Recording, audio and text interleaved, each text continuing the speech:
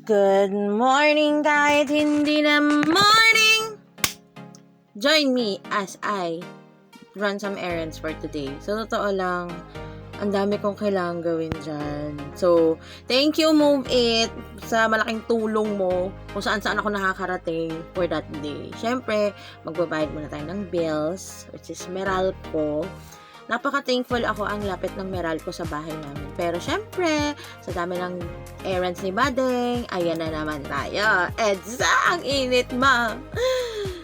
Ay, inaantok na ako dyan. Damang-dama ko na yung antok. I swear to God, gusto ko na matulog. Ayan ang second chore natin. May isa pa akong babayaran. Which is, may sinanla kasi si mama. So, ako nagbabayad doon. Minabera ko lang naman yung tubo. And maliit lang naman yung tubo. Ano yung isa?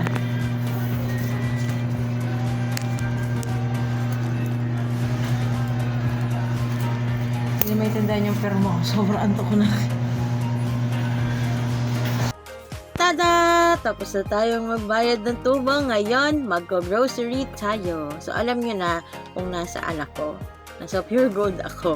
Pure Gold ko ba to be exact. And one of my favorite Pure Gold branches today.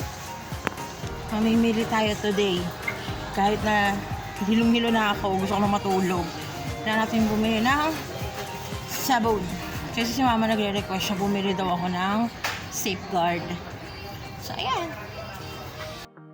Ako lang ba yung umaamoy ng sabon? Ngayon pa akong mamoy.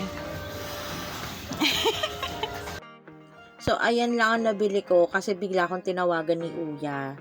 Dahil may papaasikaso sa akin. Kaya, off we go to Move It. Just good day. Ang dami nyo ng plugging sa akin today, Move It. Baka naman.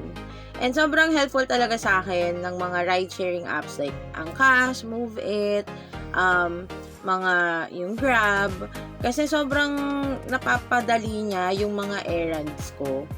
FYI, hindi to sponsored in any single way. I'm just telling you guys na ganyan ako pag errands day. Talagang gamit na gamit ko lahat ng ride-sharing apps. Joyride, Move It, Angkas. Depende kung ano yung mas maraming rider sa area. At alam ko na yun by heart.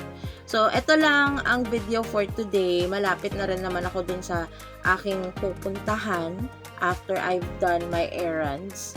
Kaya, pinapa-fast track ko na sa Move It Rider yung ride namin. Kasi medyo matraffic din sa area.